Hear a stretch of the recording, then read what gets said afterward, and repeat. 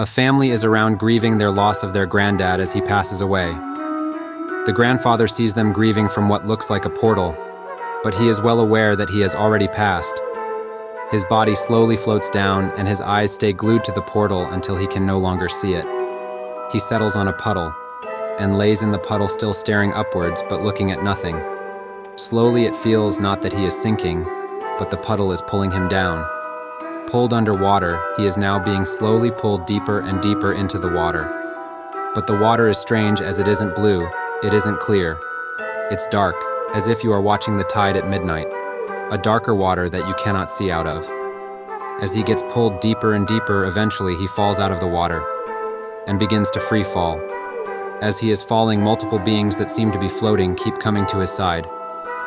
What is your name? Every being that he seems to pass asks him this question. At first he answered quickly and very resolute. My name is Albert Page. Another being asks, what is your name? My name is Albert Page, he answers quickly. He keeps falling and more keep asking. What is your name? My name is Albert. What is your name? It's Albert.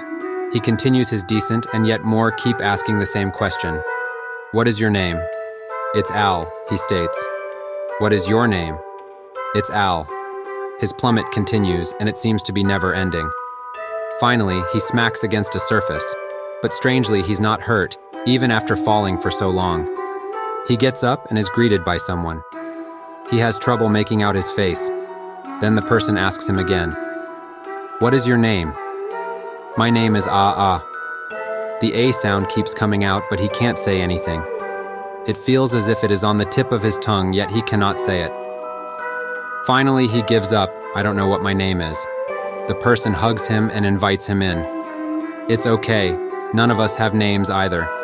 He follows the person through a gate and he sees a flurry of people in this area. He continues to follow and is in awe of all the people gathered. All of them greet him as he walks through the town, village, city. He wants to call it all of these things, but realizes he has no idea what any of them mean. So he ignores it and just continues to walk through. He stops for a moment and sees a man and a woman sitting together. Tears start coming to his eyes as he stares at them. The person turns and tells him that he should go greet them. The man slowly walks over and says hello to the two. They greet him back and he asks, why are they sitting together away from everyone? They say that they feel more comfortable when it is just the two of them.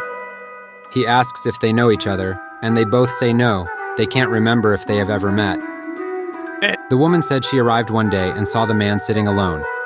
She felt drawn to him, so she went and sat next to the man, and they have been there ever since.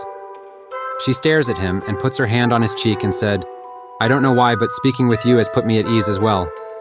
I hope you have been well, she said with a soft smile. Yes, I have been. Thank you. The person then beckons him to follow. The man says goodbye and leaves to follow the person. The person then explains, that is just the type of world this is, a world of nothing. Nothing is known and there is no need of it. He explains to the man that he has passed from his world to this one. The knowledge of one world cannot be brought to another. Do you remember when falling, beings asking you questions? Yes. Yet you cannot remember the question they asked, nor your answer to it. Others have strong attachment to the world they come from and often retain some of the information. They are sent to another area. Here there is nothing and everything. There is no pleasure here. It is not needed because pain is not known. Starvation is impossible if no one knows hunger. Here all the plights of the world you knew is not known. But what of my name? What of me? Why do you need a name? Well, for others to call to me. They can just walk up to you, can they not? But how will they recognize me? I look the same as everyone else here. Must you look different? When beings are different, they are ostracized, regardless of how small their differences are. Even in the world you came from, those who were different was persecuted and treated in horrible manners. Even as your world grew to be more connected and equal, still those who were different are still thought of negatively, are they not? Simply because of how one looks, they are thought to act a certain way, think a certain way. They are never seen for them. Here you can be seen as yourself because all that is left is you. Okay, fine.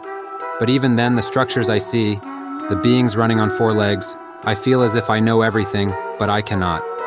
If you have need, we have a gathering. They are named Atom, created to try and name those beings and structures that you see. You can join them if you see fit. The have decided to collectively call the four-legged beings Animus, and will begin to start naming individual members of the Animus. Animus, yes, that sounds quite okay. That may be correct. Well, continue your journey. I have things to attend to. Don't be afraid to come to me if you see me walking around. How will I know it's you? We all look the same. As he put his hand on my shoulder. Indeed, that was all that was said. The being then walked away. I continued my walk around. I stopped by Atom, the group of beings attempting to name the Animus. As they discussed, it seemed to be more confusion than anything. After all, they don't recognize anything here. It would be hard to name and differentiate them that way. While they are clearly different from us and different from each other, we have no idea why. One Animus walked up to me, tongue out, tail wagging. I kneeled down and petted it. The Animus then jumped on its back and exposed its midsection, which I then rubbed its belly. Dog, I said. Can we name this one a dog? They were impressed by me. We did not expect a new member to come and bestow such a great name on this being. This being and those who are similar to this being will now be a dog. Once again, I felt a hand on my shoulder, and it's a being. The same being I met when I first came, I believe. Great job. They have been struggling with that for a while now. On your first day, you have contributed greatly. Is there anything else you could think of a name for? For some reason, I felt like I should not say anything more. No, I guess I just got lucky with this one. It would seem so. The being then walked away from me again. What a weird encounter that was. I decided to distance myself from Atom and walked away. Dog followed me. It made me feel a great relief. But that doesn't seem like the word. There was something else near me. A being moving around on its stomach. It spoke to me. Hey, you're new here, right? You must have been really attached to your world. What makes you say that? I asked. Well, that thing next to you, the dog that you named, that is the exact name that it has in your world. When he said that, it's as if my mind cleared a bit. No wonder it just felt right. Maybe this dog in my world had a sort of relationship with me. Same with that couple that was sitting on the bench. This world I'm in is so hard to get used to. It feels like I know so much yet. Everything disappears as soon as I'm about to vocalize it. The being then asked me if I wanted some help. Help with what? I asked. To remember some of what you lost. I know you're not supposed to, but I can't bear to see someone so lost like you. The being then led me to an area that had an altar. There was a round object on there. I was confused. The being then crawled up and rested on my shoulder. It whispered to me to eat the object. Why? I asked. The being explained, this world is connected to yours, which is why you ended up here. It's impossible to stop all knowledge from another world from entering this one. So instead, that being, the first you encountered when you got here, stored it all in this object. This object here, I said as I picked it up. It had a nice smell to it, I thought. Too bad there's only one. I can't be the only one feeling this way. There is more than one. But that being leaves this one here as a sign of trust between it and the others. So, what do? I asked. It's simple. You pick it up and take a bite of it. A simple bite? Yes. All it takes is one, and your mind will be clear. I believed the being. I don't know why, and took a bite of this object. As I chewed, I realized, this fruit is really good. What did you call this? The snake asked. Fruit. It's probably one of the best I have ever had in my life. You didn't know what the name of this was just a moment ago. Now you're saying it without a second thought. I realized the snake was right, and as I looked around, I noticed that I recognized everything now. I realized that snakes can't talk in the world that I'm from. Well, this is a different world, the snake explained. Now what? I asked. I don't know, the snake answered. But it's best if you don't let that first being know that you ate the fruit. Could spell a bad end for you. Is that being the god of this world? I asked the snake. Yes, but he's more than just the god of this world. Hopefully you will never find out. The snake slithered away after saying that. I still don't understand what he meant.